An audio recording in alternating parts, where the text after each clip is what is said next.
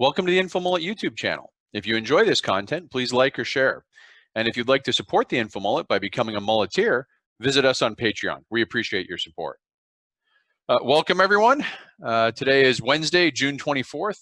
To an Ask Me Anything on Facebook, this is the InfoMullet. I'm your Chief Mulleteer, Timothy Clancy. This is Bonky, the emotional support donkey, who always accompanies us. He's doing well, got his mask on. And today we're going to follow up. It'll be a mix of both domestic and foreign policy. So today will be the third part in a three-part series about seeing the iceberg. We're also going to touch on a little bit of the foreign affairs that are going on with the Egypt threatened intervention in Libya, and I had some questions from last week about North Korea. And we're going to also do a COVID-19 update that's got both a domestic and foreign affairs implication. So before we get started, if you haven't yet, like, follow, share, you know what you need to do on the Facebook page. If you want to share this video out now as we're streaming, if people are interested in those topics and they want to see them, that's fine. As always, I'll take this video and load it up to YouTube and splice it into smaller chunks so that we can share 5 to 10 minute segments rather than hour-long segments. I've found that's been pretty popular. And I see a bunch of people joining. Welcome, Shushmit, Jennifer, Beth, Guy.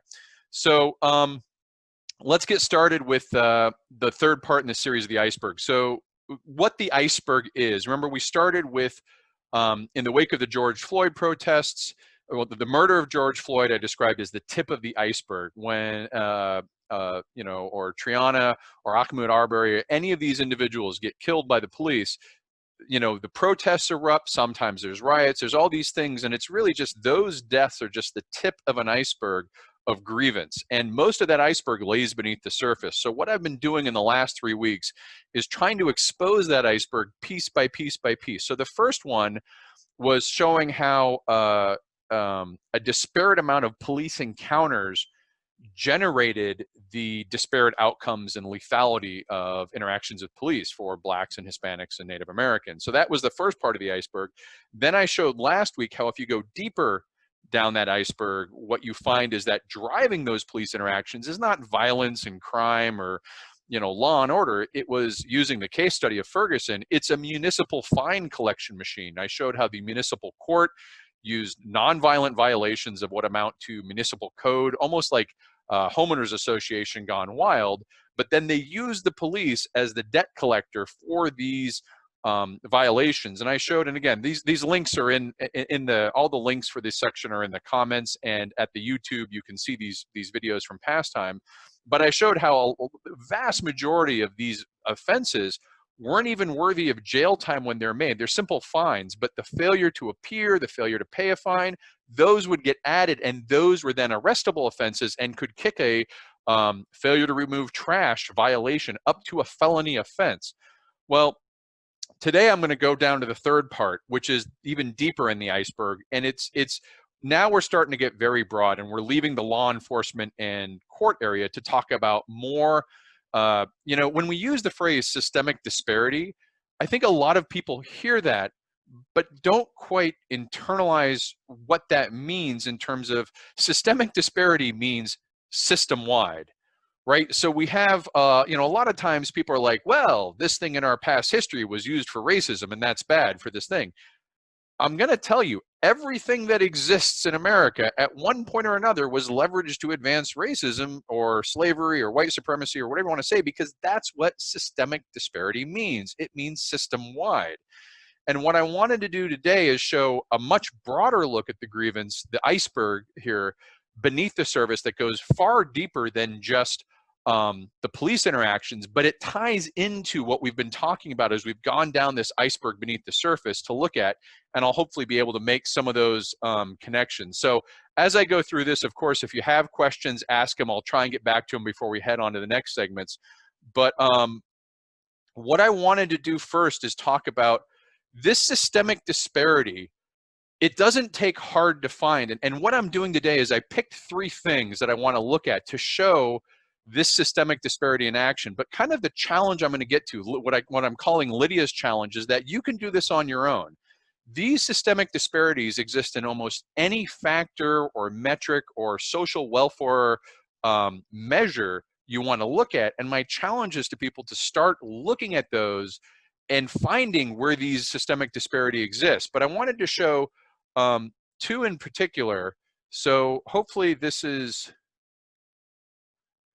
showing on the screen here.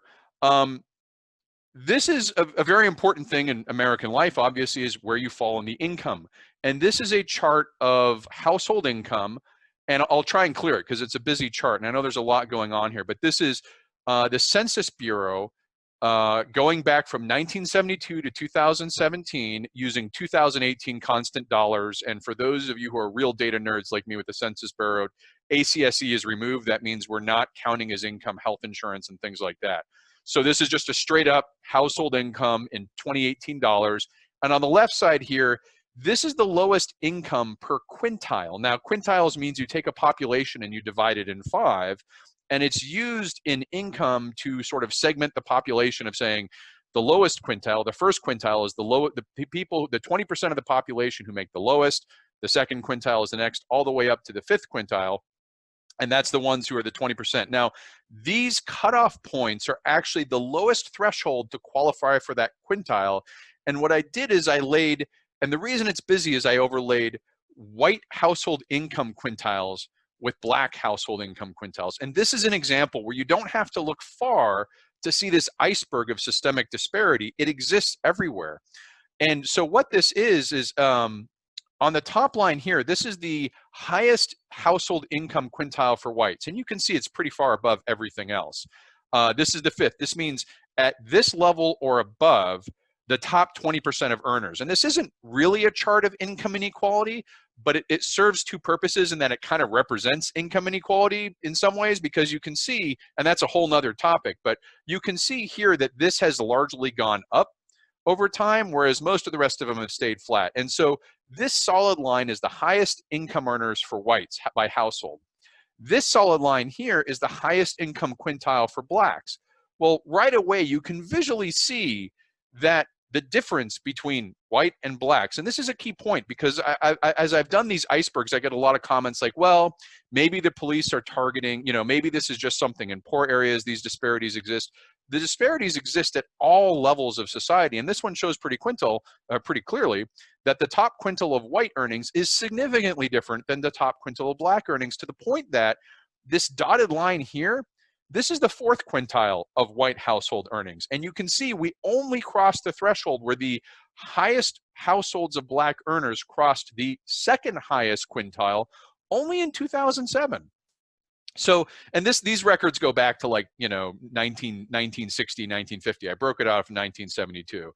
But what it's showing here is at every level you go down a socioeconomic status thing like the quintiles, there's a disparity between the white experience and the black experience. And it gets worse the lower you go. So the highest quintile of black earners finally crossed the 2nd highest, and they're still a long way from parity from the highest white.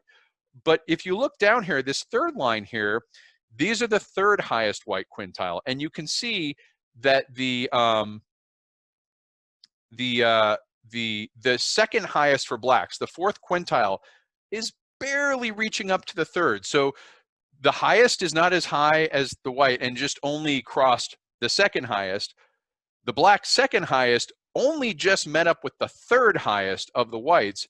And as you go down here, you see that these generally flat lines here, this is the 2nd highest quintile for whites, and this bottom flat line is the lowest income quintile for whites. So these are household incomes. So this is the lowest quintile. And you can see here that the black quintiles of income by household are not even barely breaking through the 1st, let alone the 2nd for 1, 2, 3.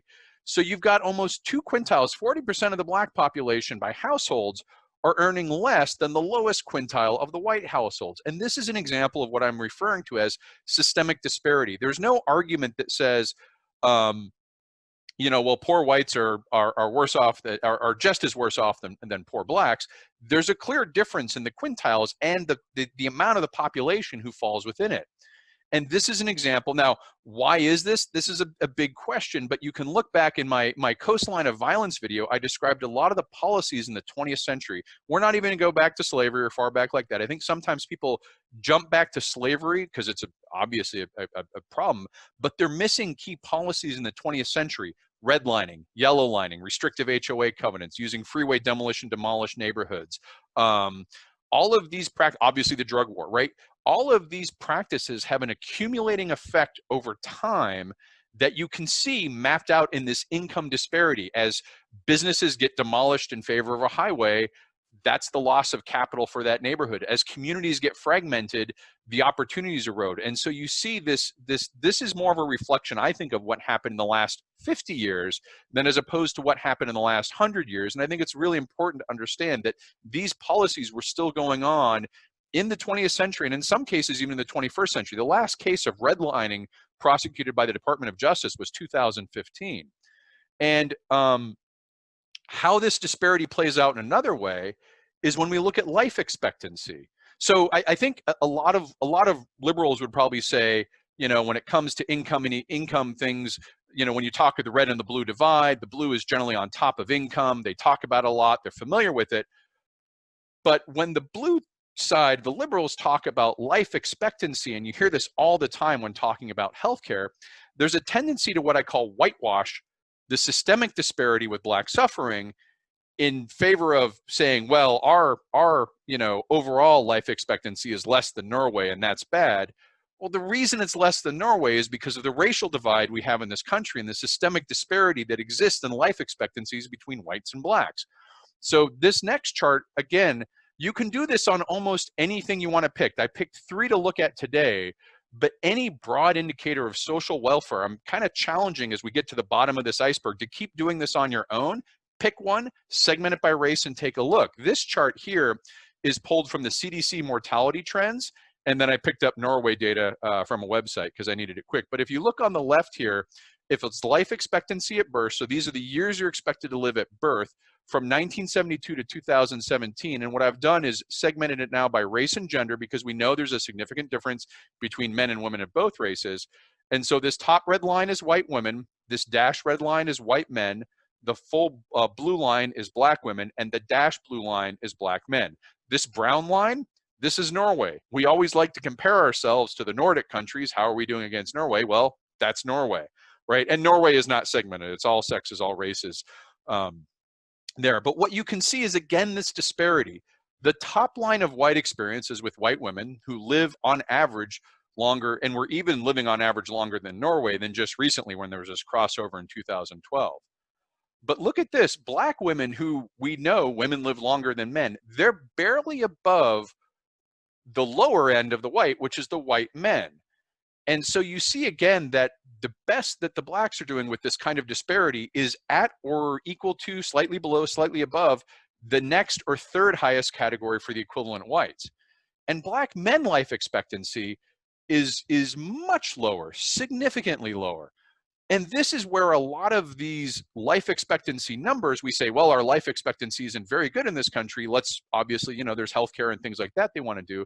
But those memes often fail to account that there's a huge racial divide driving that. That's the difference in if you looked at life expectancy between white men and white women compared to Europe, we compare pretty favorably. Where the discrepancy occurs is in Black, Hispanic, and Native American life expectancy. And that's part of that systemic iceberg that is I'm trying to get to, that this, when we talk about George Floyd and protests, we can go into the policing, we can go into the municipal courts, but all of these things have actions, and I'm going to get into felony disenfranchisement here in a bit. But I wanted to kind of go through this income inequality, because when we talk about, if you get arrested, that's going to have an impact on the jobs you're able to get for the rest of your life. Even if you have, you do your time, you exit society, anything you apply for as a job is going to ask, do you have a felony? Have you been convicted of a felony? And it also impacts community formation. And this is where, so a lot of the questions from the first two things, well, we're kind of asking about, do these effects also scale for when Blacks are successful, high income earners? Do the police still? Yes, they do. Anywhere you look at it, if you take an equivalent white group and an equivalent Black group, the Black group will have higher disparity in policing, regardless of income, education status, whatever you're talking about. That disparity exists. And I just showed that even amongst income and life expectancies, there's a disparity. Another question that's come up is, why don't people just vote these folks out of office? And I talked briefly about this last week when I showed that the Ferguson voting was for municipal elections was actually, even though it was a majority black city, it was overwhelmingly, or during the off-cycle elections, which determined municipal, it tended to skew racially toward white, and why that is. And felony disenfranchisement, I mean, we can talk about voter suppression in a large amount of areas. There's a ton of research out there. I suggest people do it. But when it comes to something called felony disenfranchisement, this is a very specific thing that's relevant to Ferguson, because I showed in Ferguson that there were thousands of felonies being churned through this municipal court to collect fees and fines. But those felonies, they pull your driver's license, you have a probation period, and as long as you are still, under that probation period, you can't vote. And this problem is, someone has just mentioned a very good thing. Anytime you have a felony, even if the felony is nonviolent, remember, many of these things where you failed to pick up your trash and you end up with a failed felony violation, you're still going to have a hard time getting a loan. You're going to have a hard time working for the government. You're going to have a hard time getting a job at a retail store. And how this felony disenfranchisement interacts with voting patterns is something the Sentencing Project takes a look at. So these next charts come from the Sentencing Project, and this is a look at the country overall. And it shows here how the felony disenfranchisement laws are today. Now, these links are in there if you want to follow and get them. So the light blue is there's no restriction. If you have a felony or you are convicted of a felony, you can still vote. And you can see those. There's really only Maine and a few states up here. Prison, obviously, if you're in prison, most states won't let you vote. Prison and parole. So this gets where you've done your prison time. You're now doing parole time. And you can see now that a lot of additional states, especially in the center of the country, have picked up. Prison, parole, and probation is even longer. And some of these states even have post-sentence, you're basically disenfranchised for life. And you can see Missouri has, where Ferguson is located in, prison, parole, and probation. And what's interesting is if you've watched me at all talk about violence and criminal violence, you know that the general trend in the US is that violent crime is reducing. It's the lead hypothesis that leaded fuel in the 60s and 50s led to a surge of violence that occurred in the 70s and 80s. And this was worldwide. It's well studied. And that surge of violence, we tended to react with get tough on crime and stuff like that. Well, that surge abated in the mid to late 90s through the early 2000s, and the crime wave went down. So you would think the felony disenfranchisement would go down, right? That the rate of felony disenfranchisement would increase. But over time, it's actually increased. And this is because more laws at the federal level, more laws at the state level are being classified as felonies because it's easier to convict. You have more leverage if you're trying to exert a fine or intimidate someone. You can get them to agree to a Class D felony or something like that. But you can see here the rapidly increasing rate of disenfranchised felons. And, in Ferguson specifically, when the Ferguson riots happened, they went out and actually asked almost immediately what was, what were some of the root causes of the grievance that were happening in Ferguson. And one of the links I have in there is they pointed immediately to this felon disenfranchisement. There were 6 people who were interviewed in one of these articles, and every single one, almost immediately, as a black man, said felon disenfranchisement. And there's a quote here where it says, if you're a student in one of the black schools here and you get into a fight, you'll probably get arrested and charged with assault. That's a felony assault. And that means that kids are gaining felonies that will prohibit them from voting before they're even old enough to register. And the effect this has on the community, it's not just the felons themselves that feel this impact. A lot of people think of, well, okay, so there's how many felons are in Ferguson? We don't know exactly, but with Missouri, 7% of the black population are felons. And because of this kind of municipal fine churn. And people ask, well, what's the impact of that on the community? It's only 7% of the votes. But voting is a community activity. You learn to vote as a social construct, so much of reality is a social construct, right? You learn to vote because your parents vote. You learn to vote because your friends are going to vote. You practice voting by talking and interacting in a political way. And so there's been some research in how these felony disenfranchisement laws affect the larger community. And the link to this research is in the article.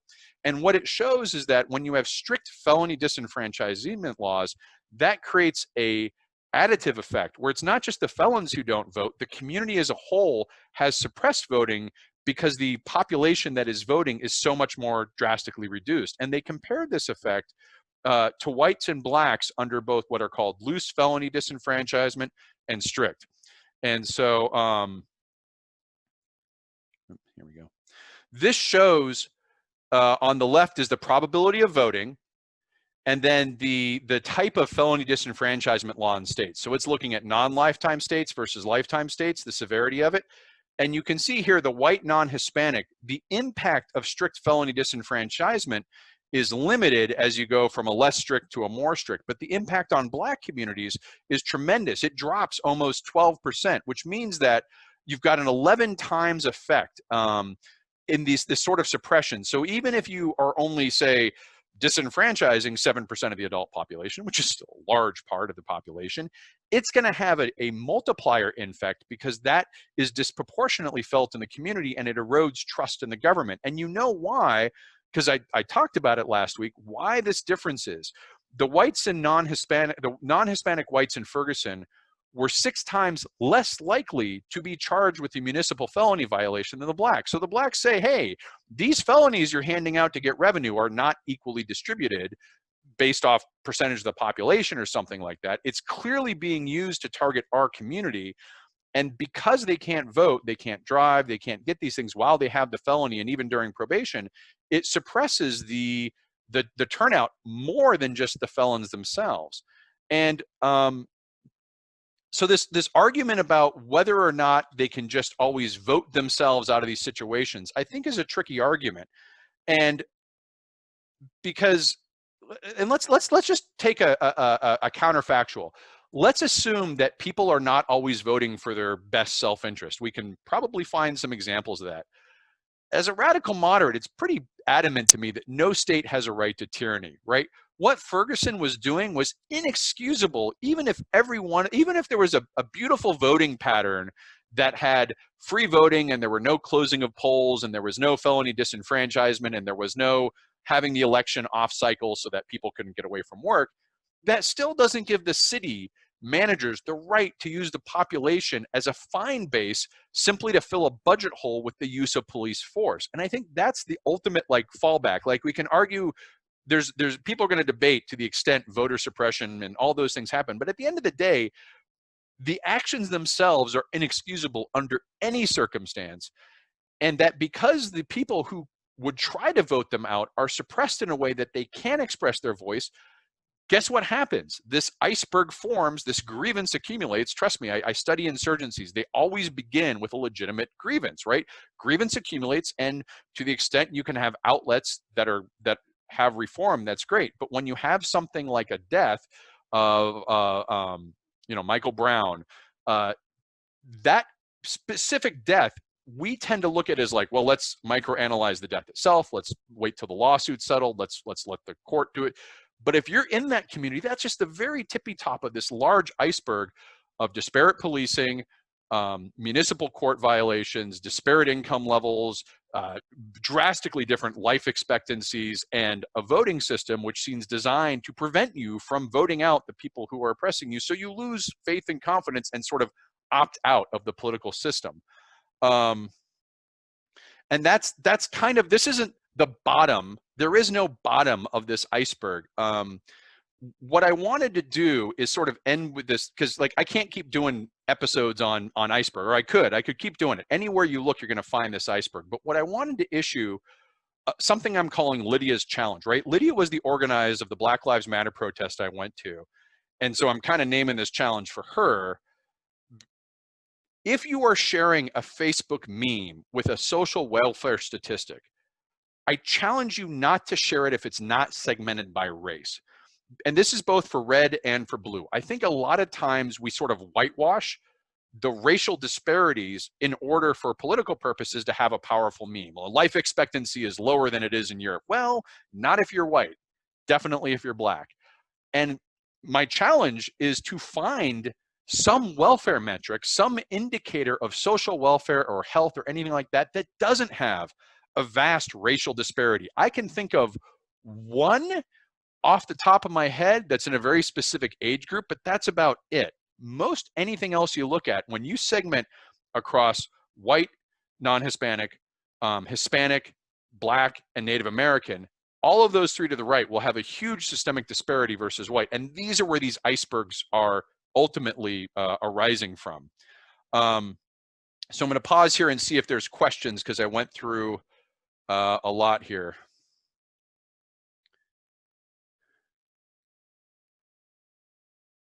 Rory's asked, how can you explain the 54% Black turnout during national elections versus the low turnout for the municipal elections if felony disenfranchisement comes into play?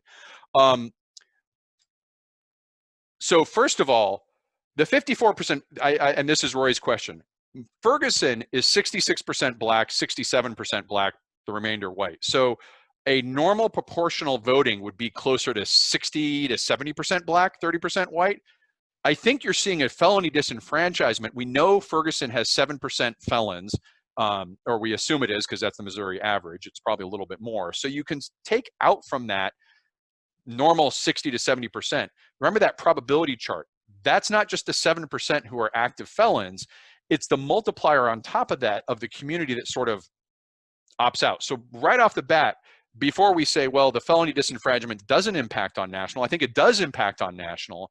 But what impacts even more on the off-cycle elections is think of the jobs you can get when you're a felon, right? Those jobs are going to tend to be lower income, less forgiving. The work conditions are generally going to be less because the employers know that if they're employing felons, they have a little bit of leeway. And your employers in general, and you can look at this in general election theory, this doesn't necessarily a specific racial thing, but look up how likely are employers to give time off to vote in a national election like November 2nd when everyone's voting versus a municipal election in April, I think is when Ferguson does it. How likely is someone to have a driver's license with a felony conviction so they can get to a polls?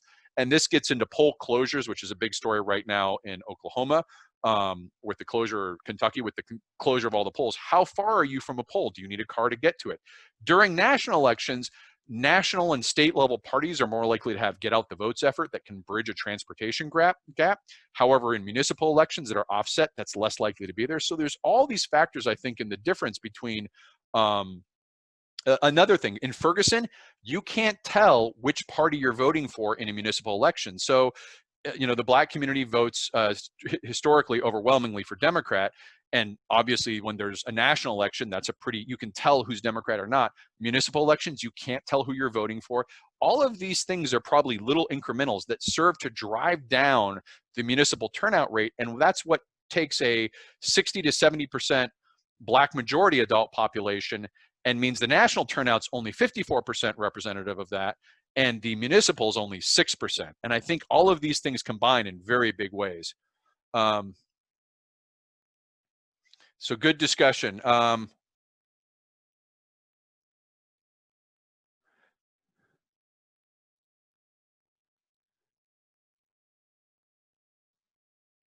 Yeah, Mick's pointing out even with an immaculate credit score in a felony, it's going to be a 19% interest.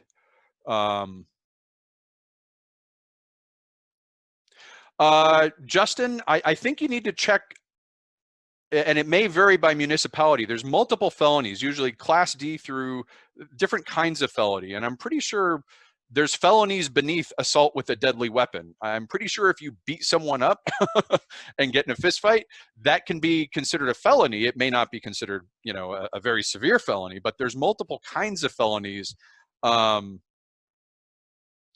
that can go. I mean, you can get a felony violation just for a civil fine. Remember, some felony violations aren't even violent. They're simply violations at a certain fine level.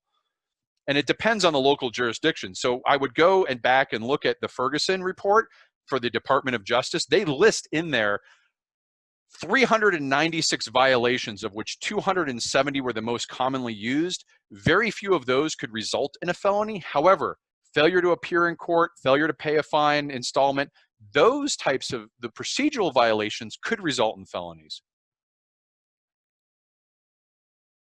Yeah, and I think when people with this court system, again, it's in the video from last week, I think I showed that the court was processing cases so fast, you had on average 30 seconds to present your case for each offense you were being charged with. It wasn't like you got a lot of time to go through it.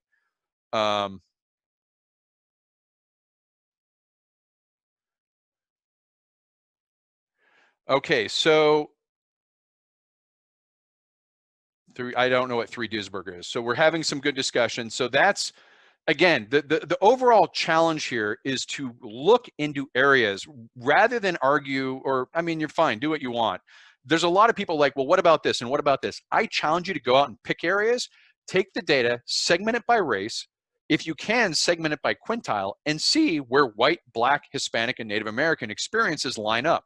Look for yourself into those and see what other areas you might find um, uh, the disparity in.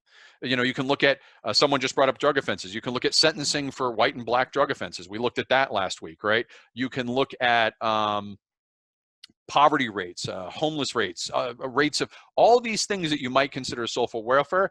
I'm just saying to check it out and understand where this iceberg of grievance is coming from, rather than arguing that the iceberg doesn't exist or can't exist or shouldn't exist. I just open eyes and go objectively and say, can we find evidence of it? So let's go now to COVID-19. All right, so when was it? I did an update probably a month ago where I looked at per capita cases for 4 countries that represented different pandemic responses. And I wanted to go back and revisit that because it's always fun to see how badly we're flailing as the US. So this is the 4 pandemic responses. The hammer and the dance, as executed perfectly by Germany, is in green. Once again, sorry, to clear the chart, these are daily new cases on a 7-day moving average per capita. So these are normalized per population. Daily new cases per 100,000, 7-day moving average. You've got the days since the first outbreak. And remember, not all these countries had their outbreak at the start. So their ending lines will be at different spots if they've had a longer outbreak.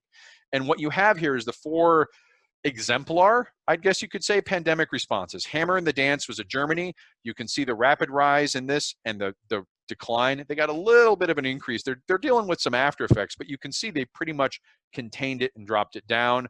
The pandemic panopticon in South Korea never even had much of an outbreak. I mean, I think their outbreak is still under 20,000, and we're like amateurs. You know, we're up to, you know, a lot, 2 million, I think it is. But these are daily cases. Induced herd immunity is Sweden. Still not going well for Sweden. I keep getting told by people, just you wait. Sweden will show the wisdom of induced herd immunity. But you can see here they were kind of churning along and then had a big pop out and have had a recent problem of escalating cases in Sweden. And the US, we've talked about wave 1.5. When's going to be the double hump? When's going to be the double hump? And you can see it here increasing. Now this, again, I've documented earlier where wave 1.5 was already underway, probably by the Memorial Day weekend. You'd already had the states reopening. You'd already had the relaxing. Certainly wasn't helped by the protests. I'm not going to go out there and say that the protests were a net positive for the pandemic. The pandemic operates by its own rules. It has no virtue. It has no morality. It doesn't care about cause. And the rules are, you either follow the rules and beat the pandemic, or you don't follow the rules and it gets worse. But it's not only the protests. We need to make sure that there's, multiple things at play here. States didn't really bother putting in place the measures necessary for contact tracing and testing sufficiently. So yeah, we've got a lot of testing, but we've got no ability to trace it. And I'll show that in a minute. And so now we've got this circumstance where, once again, we're right back on the rise. The difference now is the composition of the individuals who are getting sick is a little bit different than where it started out. And so the death rate, I've been charting that declining death rate, and it's continuing to decline, but it's not zero. And what's happening is that it's spreading throughout the rest of the country. And as it's doing that, the hospital beds are beginning to fill up. I mean, remember when we talked about flatten the curve? I thought we all, and myself included, expected this to happen nationwide in April. We'd see the hospital beds fill up and there'd be this big effect to flatten the curve. It's actually taken much longer, sort of a slower rise, but it is happening. And as a consequence, the death rate, so this is a similar chart with the 4 pandemic responses. Deaths per 100,000 people, and you have the hammer and the dance, induced herd immunity, and pandemic panopticon. Again, Sweden is still doing, induced herd immunity is just not working. Even thoughts and prayers are better than induced herd immunity, and that's not saying much. We're not doing great.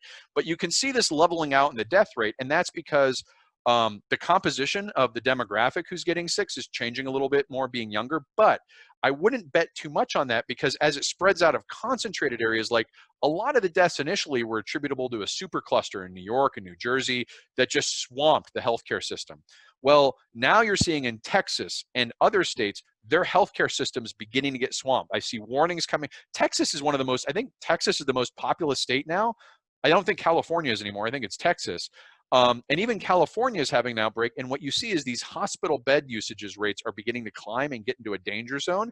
And I don't care what your demographic is, if you need a ventilator and you don't get one because the hospital beds are full, you're going to have a negative outcome. This is not now, obviously, if you're asymptomatic or you're mild, you may get through that fine. But as you get to a moderate case like I have, or a severe or critical case, even when you're younger, there's a risk, and the risk goes up dramatically if the hospital resources aren't available.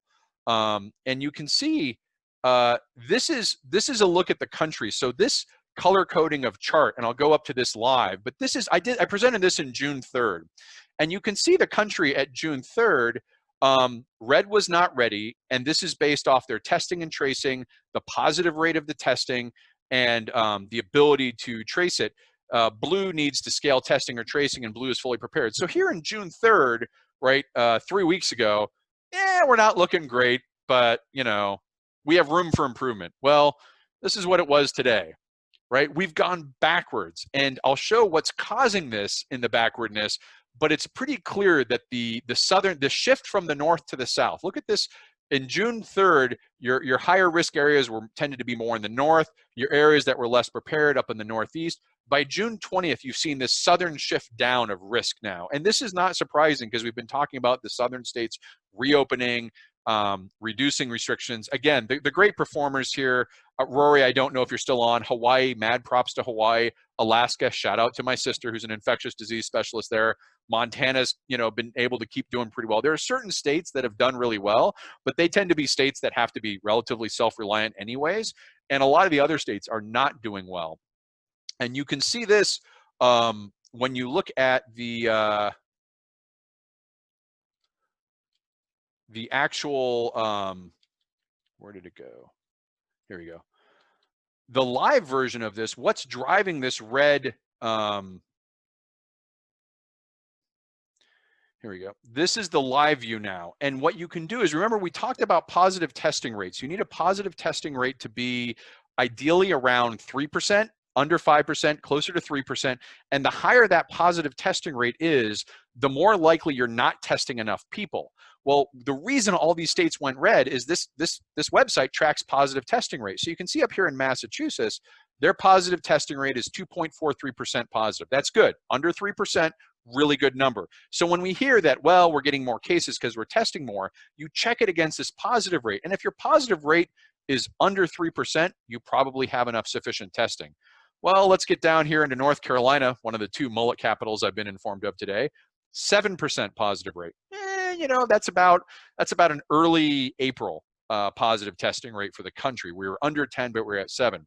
But look at these red states. 16% positive rate in South Carolina, 9% in Georgia, 13% in Florida, 11% in Texas, and this is my favorite here, Arizona, 22% positive rate, right? That's a horrendous positive rate. And what that means is you're not testing nearly far enough to get all the people who are possibly doing. You're mainly getting those who are in it. You need to think of like this positive testing, like you're trying to find the boundaries of where the infection is. Until that positive rate goes down, you're not finding the boundaries of where the infection is spread. You're basically testing in the middle of a concentration. So I think the combination of this, and this is where Rory's asking, Rory's asking death rate for Sweden. It's still not very good. It's increasing there, because remember, Rory, in addition to the nursing homes, a lot of the infections in Sweden happened in immigrant neighborhoods as well, that were sort of not able to access the healthcare as well. Same thing happened in Massachusetts with Chelsea, where you had a city with a condensed immigrant population. And it is probably true that a lot of younger people are getting it now, But the trick is the percent of those younger people, it's a matter of scale. If those infection rates stay high, we're at, I think, 30,000 new cases a day, and we're filling up the bed amounts that we need, and some of those, a smaller percentage, it's going to be, you know, if, and I'm throwing out this number, if 10% need to be ventilated at 60 and above, it might be 1% from 20 and above or something like that. But the more cases you have, the more beds you're going to need. And at some point when you run out of beds, that's the problem. The question is whether you're going to flatten the curve enough so that you can stay underneath that threshold. Houston doesn't seem to think it's going to be able to do it. Even Texas now they're not quite shutting down again. And if I lose connection, there's a thunderstorm rolling through. So if I suddenly drop off or you see it getting dark, it's because that's going to be electrical storm. Okay, Barbara's asking, what is a new case? She's asking, it seems like a lot of people are mad because a new case from random testing doesn't count and shouldn't be included in new cases. I guess only new cases from doctor offices or hospital test sites count. I don't know. Yeah, most tests that are recorded, it's I think there's a couple things going on here. Positive testing is counted as a new case when the test is confirmed. I mean, you could talk about shenanigans that go on in like Georgia, because we love to do that. But what's getting confused is that in some cases there are antibody test counts being mixed in with the positive counts. This is definitely throwing off the numbers in the states that have done it, even the CDC screwed up, but it's not the volume that would explain the increase that we're seeing. The other thing is that there's this question of doctors' offices and hospitals counting. That's on the death side. Some states will only count a death if it occurs in a hospital, and that's missing the deaths that occur at home or in a nursing facility or thing like that. So, yeah, basically the general way to think about it is every positive case that's actually positive, not antibody positive, but positive for thing, is an infected person who is capable of spreading the virus. So even if you say, well, our numbers are only going up because we're testing more, that's telling you there's more people going around still spreading the virus. And that's the problem, is it becomes a numbers game that some percentage of the population who gets that virus, even if it's a low percent, say it's only 1%, that's a huge percentage for a virus. I think smallpox is in the 1% range. So we hear these historical viruses that we think of, oh, that's pretty horrible, like smallpox. And then we're like, well, 1% getting sick with COVID, that's not that bad, or dying. These are the kind of things that we have to be very careful of, because as those hospitals fill up, those beds are going to run out, those ventilators and things that they have, the ICU treatment, those things. Now, the good news is we're 3 months into this. We have treatments now. We understand better how to deal with this. And the treatments aren't medical treatments, but what to look for, how to be aware of diabetes and dialysis, which is previous problems. So I think our overall treatment's better, and we've got remdesivir and a couple other medications like that for treatment of severe cases. But I think we're not out of the woods by any stretch of the imagination for COVID cases. And where this really drove home is about a month ago, I did a section on how trade was reconfiguring itself around COVID infections. And we were going to go from a free trade world to a COVID-19 free trade world. And I mentioned at the time that there was a block forming around Germany within the European Union. And Yvonne, I don't know if you're still on, you may have seen this. The European Union is you saw that case study of Germany with the up and the down, how they're doing it. Most of Europe now looks like that. Even the places that were doing really bad, Spain, France, Italy, UK is still UK, so let's not include them. But most of the places in the European Union have executed that hammer in the dance. The European Union is getting ready to reopen for business across the European Union, but they're creating a list of countries that cannot participate with travel or tourism. And these are countries that are failing their pandemic response. It's Russia, it's Brazil, it's the United States. This is the consequence of failing to take seriously the hammer in the dance and getting into all these debates about are masks good or not good, or should we test or not test, and all the kind of negging we tried to do the pandemic for the last 4 months. Rather than treat it seriously and just deal with it, the European Union, it took a while to get going, but by the end of March, they were treating it seriously and they dealt with it. Well, now here we are in June. They're reopening, and they're saying the U.S. is so bad, we're not going to let them participate in trading with us because they can't control their outbreak. This is the economic consequence of not digging down when we had the hammer and saying, let's be serious about testing. Let's be serious about contact tracing.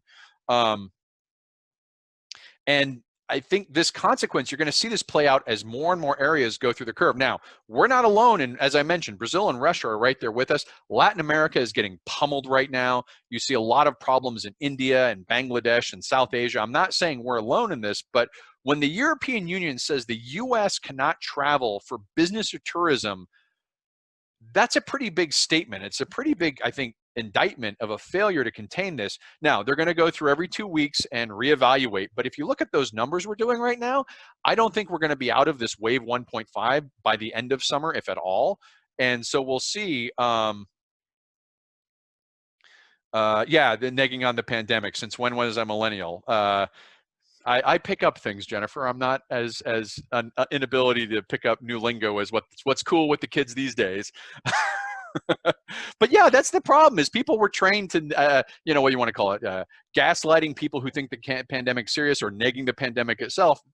The red versus blue rhetoric in this country has trained an entire class of people to think that if they can just debate sufficiently, they'll get a changed outcome to an externality. The pandemic is an externality. It doesn't care what it is you're doing that's breaking its rules. It's going to punish you if you break the rules. And the US has been, like I said, it's been a thoughts and prayers approach throughout.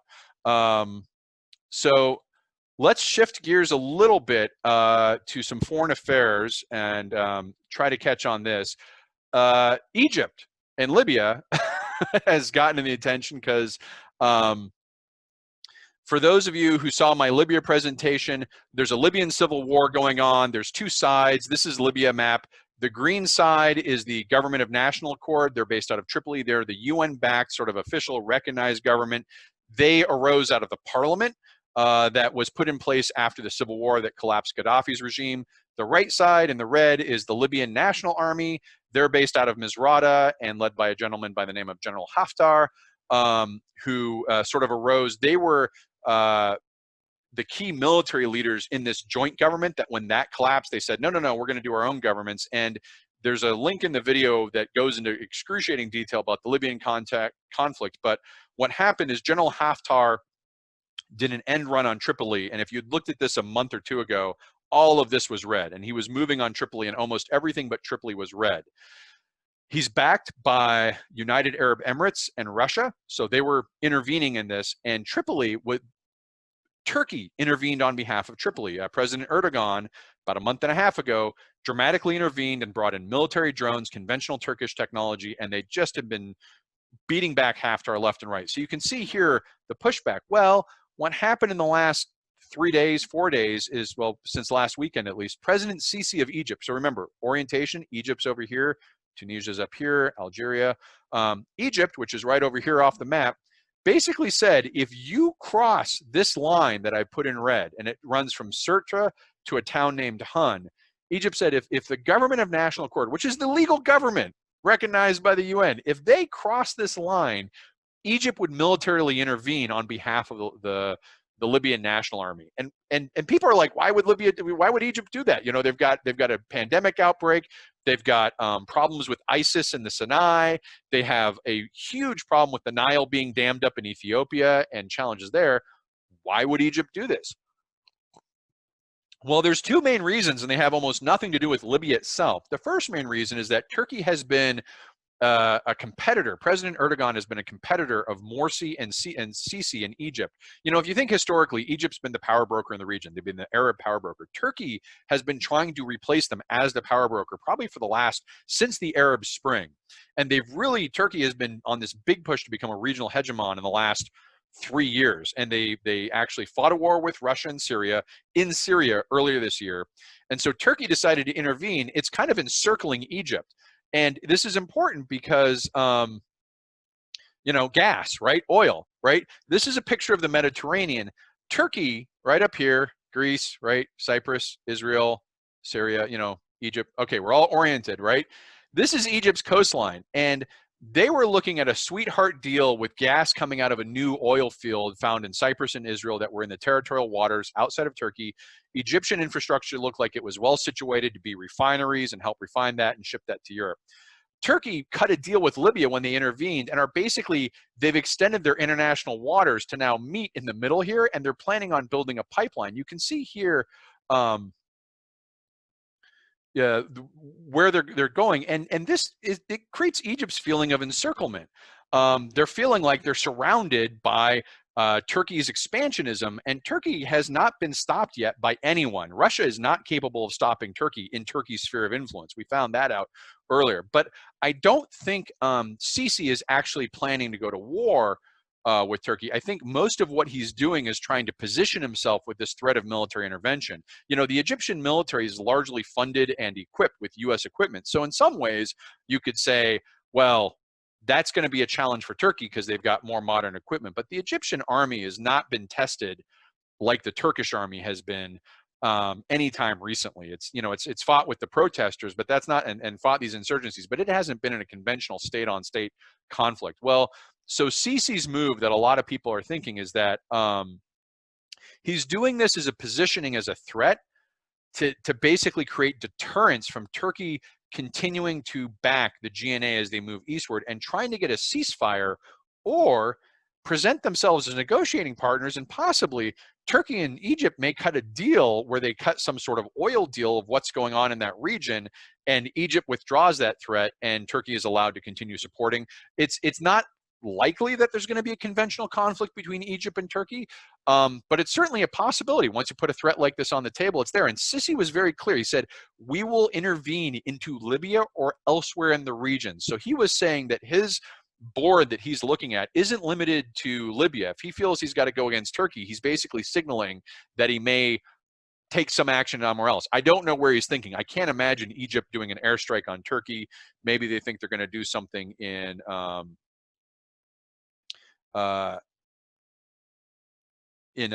Syria. So that's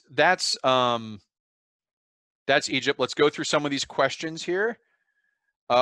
Joe asked, rumors accusing hospitals inflating COVID deaths for funding persist. Can you address? Yes, thank you for bringing this up, Joe. There is a persistent rumor that so what people hear is they say for each COVID case in a hospital, you get, I think, $20,000 from Medicare. And they're like, haha, financial incentive for hospitals. And they're going to inflate their COVID cases and get as much COVID as they can because there's easy money. It's like one of those internet things, like that guy who wears all the question marks on his suit and tells you easy money from the government. This tends to reflect a lack of knowledge on how hospitals work or what medical bills usually are. $20,000 for a COVID case is nothing. I mean, I was in the hospital for 5 days. I'm sure my bill was more than $20,000 in one day. So it's not like Medicare reimbursements are not known for being plush and largesse and your easy pathway to profits for a hospital. In fact, most hospitals make their money on procedures that are actually well down in COVID. So if you're a hospital and you were going to play a game of how can we maximize our money, you would keep every COVID case out that you could and say, we're open for business for all the procedures the other hospitals aren't doing. These are CAT scans. These are testing and diagnostic procedures. These are elective surgeries. And elective doesn't mean it's not based on health, but it's not a life-threatening. These kind of surgeries and procedures generate far more money than the COVID Medicare reimbursement. So first off, the theory that a hospital is going to find its path to riches and ease of living is undercut by the reality of how this billing works and what really are the profitable services. You can check this by looking at the state of hospitals around the country. A lot of hospitals are hurting financially. People think, well, the COVID pandemic's going on, they should be doing great. No, they're so strapped for money. They've gone to Congress a couple times looking for bailouts because all their sources of revenue have dried up while their costs have increased through having to get PPE and special facility layouts and trying to handle the patients, none of which are paying that much, while protecting their own workers to varying degrees of success and ethics. Let's be clear that the hospitals sometimes hurt themselves in this regard. But it's not been a good news story for hospitals because of the COVID pandemic outbreak.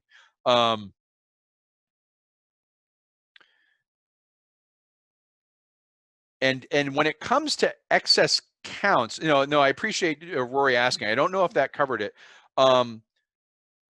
If anything, we're probably undercounting COVID cases, especially COVID deaths. So again, there's no financial incentive to do this for the hospitals, but we talk about the positive testing rate. If you have a positive testing rate of 23%, that means you have a lot more people out there that are positive that we're not counting. Like if you got that down to 3%, you're probably capturing them all. So right there, there's a significant sign. As long as those positive testing rates remain high, that's an indicator we're missing a lot of counts on just positive cases. When we talk about deaths, there's been studies that looked at excess deaths above and beyond the normal death rate for the year.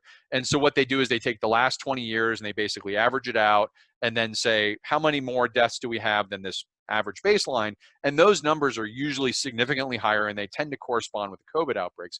I'm not 100% sold on that method because we, of course, have different circumstances that we've never had before. The lockdown itself is a big variable, but I think that's a pretty sound way to say, there's a risk we're undercounting COVID deaths. We know procedurally we can look at procedures, and states that don't count.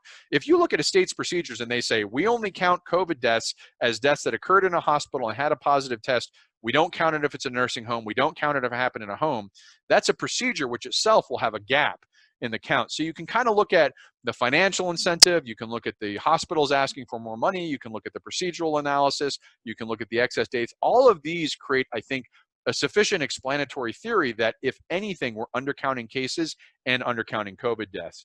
But a great question. Thank you for bringing it up. Yeah, Rory says the same thing here. Talk to anyone in hospital admin and finance. Almost every hospital has been bleeding since the pandemic. Much it is from, I mean, I've gotten nailed by a bunch of doctors who are mad at me for talking COVID because they're like, stop talking COVID, I'm losing my job. So, and Tony Perry, another person very familiar with Medicare, general Medicare doesn't reimburse enough to cover costs. Providers have to make it up by overcharging private insurance. Do I have a good breakdown on the hospital profit model anywhere? No, but if you go on Facebook and say, I need a breakdown of the hospital profit model, you will probably have quite a few people who have opinions on it and can give it. I'll take a look, Mark, to see if I can get anything specific to COVID and the reimbursement rates, compare, contrast. That might be a good follow-up for next week to do. But I did want to get, because we're at the top of the hour, I did want to get to North Korea because a couple people asked last week. And there was concern. So the context is North Korea blew up a building, a jointly owned building between them and South Korea, and people were like, hey, what's going on? Now, of course, it wasn't World War III, because it's never World War III. And it turns out one of the reasons I don't jump into North Korean analysis is it's so opaque on what's going on there. There's only a few sources I really trust to get it right, and I'm willing to wait for them to come out and do the analysis. And one of those is 38 North. There's a link to their blog article. They did a terrific breakdown of the context of this blown up building. And what it is so North Korea launched this anti-propaganda campaign against South Korea. Not unusual, they do it. And the general pattern of North Korean behavior, remember, is to escalate tensions and ratchet back tensions and escalate and try and get advantage through this oscillating powder of increase and decrease. Now, there had been for 20 years an agreement that in the demilitarized zone, there'd be this joint cooperation building. They wouldn't be using loudspeakers blaring. For any of you who are old enough, like myself, you can remember when the demilitarized zone, you would see videos and there'd be just constant propaganda 24/7 through loudspeakers. They're not distributing leaflets, propaganda leaflets. They agreed to all these measures, and about a week ago, or a week and a half ago, they demolished the building that was the symbol of this joint cooperation, and they began these propaganda measures again. And they said, so the loudspeakers were turned on, the leaflets were distributed with fury and vigor. The great leaders' leaflets were all handed out. There were also some military threats made at the time, and I think this is what people were reacting to. It's like, hey, they just blew up a building. They're now threatening to deploy troops into the DMZ and do exercise as well. If you look at the links, it's just another escalation, de-escalation. It's a common pattern, and already North Korea is walking back. The leader Kim has sort of, overruled the military and sort of pulled back from deploying troops. He's using this as kind of a game to get positioning and leverage. So already, only a week out, you're seeing them pull back in this de-escalation route, and I think they're going to be looking for something to get in return. So I don't think North Korea is a huge risk of, it's the risk for North Korea. What keeps me up at night out of everything that goes on in North Korea are ballistic missile tests. If you see them launch another ballistic missile over the Pacific towards Japan or over Japan, remember, when they stopped doing their ballistic missile tests 2 years ago, I predicted we were about 4 to 6 ballistic missile tests from having to strike North Korea with a nuclear weapon, and I stand by that prediction. So what gets me hyperventilating is when they do ballistic missile tests, because those ballistic missiles are approaching the point where they can reach the continental United States. And at that point, you don't even have to aim the thing. You have a ballistic missile that hits somewhere in the US, you're going to have a problem. And the problem with North Korea is there's no way to de-escalate that with the artillery they have on the DMZ that's aimed at Seoul. There's no intermediate, with Russia, with Turkey, there's lots of intermediate steps between a catastrophic accident or an intentional provocation and a nuclear strike. In North Korea, none of those options exist. And so, what happens if they run a test and a ballistic missile by accident falls on Tokyo? Or what happens if we realize that they could put a nuclear weapon, which they're not quite at, but they're getting close, on a missile that could hit the United States? At what point and this is where it gets in, and I don't think this would be a Trump thing or a Clinton thing or Obama thing or a Bush thing, even Putin, at some point, as Korea gets the ability to launch an intercontinental ballistic missile that can hit foreign countries, capitals outside their region, Russia, the US, elsewhere, and they can put a nuclear weapon on that, you're going to see people start to do a very hard calculus that says, how long can we tolerate this before we basically eliminate the threat? And by eliminate the threat, the only means of doing that at this point is a nuclear strike. So there you go. If you wanted to feel safe and sleep well at night, remember, don't worry about North Korea until they start doing ballistic missile tests again. Let's see. Let me go through and see if I have any questions. Of course, I've gone the whole hour without mentioning like, share, and follow. And if you like us, support the Patreon. It's www.patreon.com/infomullet. Appreciate all the support. It's only $5 a month for Mullet subscribers. And I'll check here to see if I may not even be broadcasting live anymore because maybe my power got taken out. But if I am, let's see here if we got any questions. Poor URL, less systematic disparity.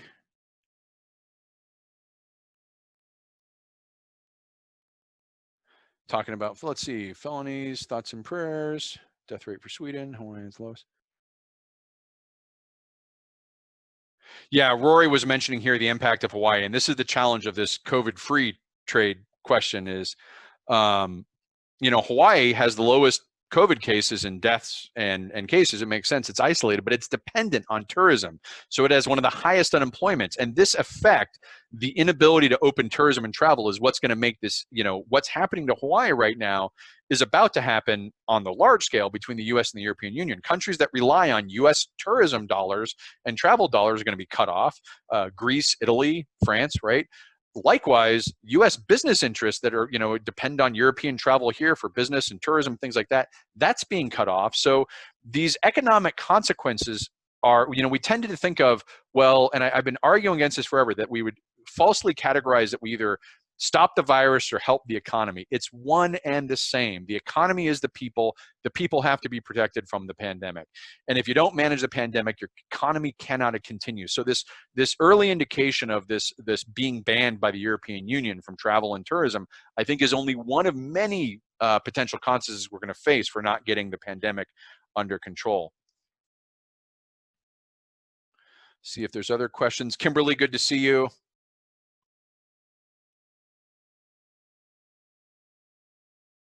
Other questions? Ken, good to see you again.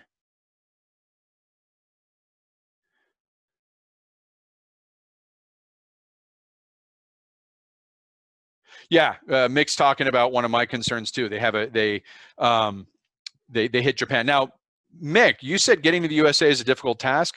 My understanding is they're probably about 6 ballistic missile tests away from being able to, I'm not saying they're going to pinpoint target a city, but it's going to be a horseshoes game. I think they can point something at the US and have a reasonable chance of hitting the continental US. And at that point, I don't think how much you target is a question. Chaz population. Joe's asking about the, or CHOP. So what is the population inside the Capitol Hill Occupied protest is now what it's being called, CHOP, or what was formerly known, the band formerly known as the Capitol Hill Autonomous Zone. This is a small area on Capitol Hill. Now, Capitol Hill, for those who don't know, it's a dense urban area on the upper heights over Seattle downtown. It's always had a big counterculture vibe. I liken it to, well, the U District just north of it, or Haight-Ashbury in San Francisco. I've been in Capitol Hill myself. I used to go there when I lived in Seattle. It's always had a counterculture vibe. It's dense in the way Boston's dense. You're talking about an urban area, but it's not New York dense. There's not like skyscrapers, I don't think. I haven't been there in a while, so someone correct me if I'm wrong. But you have a lot of low-rise population, and the Chaz area is only a few blocks. So the actual population that lives and resides, and a lot of those are commercial. The area that is the occupied area is kind of the Strip, the Capitol Hill Strip. And those are obviously going to be retail stores, restaurants, things like that. So the actual population permanently residing in this area is low relative to what you would think of the population of Seattle. But what does happen is there's obviously a lot of people coming into it, tourists, activists, people like that. So the daily population probably fluctuates a lot, but it's not a big area. I would hesitate to even say it's 10% of the population of Seattle. It's a small population area, but it's in a very key spot because of its prominence and its geographic familiarity with a lot of people. And, it's always a high traffic. It'd be like Buckhead in Atlanta, right? Buckhead in Atlanta is not a huge area, but it's where all the nightclubs are. It's got a certain vibe. People go to Buckhead to do stuff. It's known. That's kind of like the Capitol Hill area. It's not that a ton of people live there, but it's a very visible, recognizable area. Yeah, Ed's talking about Bolton book on North Korea. I'm not talking about Bolton now. Not that I'm bitter, Bolton. You teased me once and you didn't come through, so I'll get around to it eventually. I just want to let it settle for the Bolton books allegations. Our governor in New Jersey keeps saying public health creates economic health. Great point, Laura. I'm a free market person. I am the most unabashed, unapologetic free market capitalist you're going to find. And I'm telling you, the economy runs on confidence. If you don't have confidence, you don't have an economy. And look at the rally. No one has confidence, right? So, and Wall Street is not an indication of the economy. I keep saying that. So the disconnect with Wall Street and Main Street, that's going to eventually right itself. But I think right now, the economy runs on confidence, and there's not a lot of confidence in the U.S. Todd joined. Christine, good to see you. Lots of people live up there. Lots of condos. So maybe there's been a growth in condos, but I don't think. Christine, are there 50,000 people within the Capitol Hill occupied zone? The actual area do you think there'd even be 50,000? I think it's got to be more like 10 or 12,000 actual residents, but I could be wrong. Yeah, Mick's getting into discussion.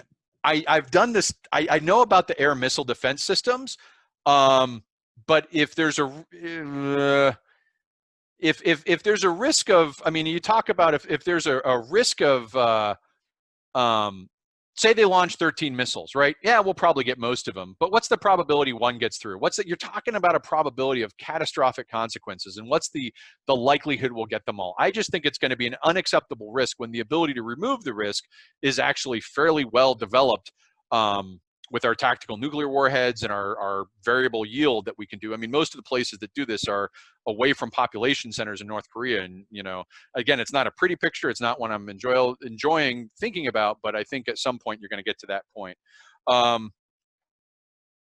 Yeah, Mick agrees. 100% capitalism is a confidence game. Good line, Mick. Pick up the ball on me. Thanks. What do we know about the potentials for greater loan defaults due to coronavirus? Mark's asking that. I may do this. I'll add this as a one for an economic update. I'm overdue for an economic update anyways. But there's some sites tracking loan delinquencies and defaults and deferred payments and all that. And right now, you're definitely seeing an impact, but it's not a catastrophic impact. Partly that's due to that we still had the payments going out, the PPP is going out. So businesses are able to pay rents a little bit, although they've tried to loosen up what you can use the Payroll Protection Act to do it. There's been in some places rent forbearance has been instituted at a municipal level, but I think the big move was when Fannie and Freddie basically authorized the mid-market payers that they would not have to pass along and do automatic payments to the banks. So the banks have been protected by the Fed by doing this large loan guarantees, where if the banks need it, they get a loan guarantee. That's the Fed. The Fed cannot help housing, and there were some mid-market housing players that collect the rents, collect the mortgages, all these things. You look at the system of you have a renter, a landlord, someone collects that mortgage from the landlord and it goes to the bank. The banks were protected. there was some protection starting for the lower, but the middle part, the landlords and the middle aggregators were at risk. But Fannie and Freddie said, we'll give you protection for the middle aggregators, and I think that's eased the pressure. We haven't seen the kind of catastrophic defaults yet that you would expect to see. It's nothing like what you saw in the home collapse, the housing collapse, but we're still very early. When it comes to depression, we're usually talking a year or two, and we're only in, I know it feels like a year already, we're only in month 3, so just wait, could be coming. But I'll pull up some graphs on that next week to show. I don't think it's as bad as people feared, but it's certainly not nothing. Good questions. And other questions out there? Mick, you and I are going to have to grab a drink sometime and talk. I think it'd be a fun conversation. All right, well, I think that's it. It's 2:11 now. I want to be mindful of the time. I don't see any further questions. So again, thanks everyone. If you haven't yet, like, share, follow the InfoMullet page, share this video out to people. Please, if you haven't become a subscriber, check us out at www.patreon.com/InfoMullet. It helps generate these videos. It helps the time that it takes to put all these together, get all the sources together. And what we're trying to do is get to our goal so we can get better video producers, someone who's not making charts that isn't, you know, like me with the squished lines, and some help with the website. So thanks for all your support. Everyone have a good day. Please, if you can, stay indoors. There is a pandemic out there. I know it's just my word, but and a few other 100,000 people's words, but if you can't stay indoors, please wear a mask and be safe. So everyone take care. I'll be signing off now. Bye-bye. Thanks for watching the video. Hope you enjoyed it. If you'd like to follow the InfoMullet, visit us on Facebook or Twitter. And if you'd like notifications when we post new video content, click on the red subscribe button below the video. If you've ever wanted to become a mulleteer and support the InfoMullet, visit us on Patreon. We appreciate the support.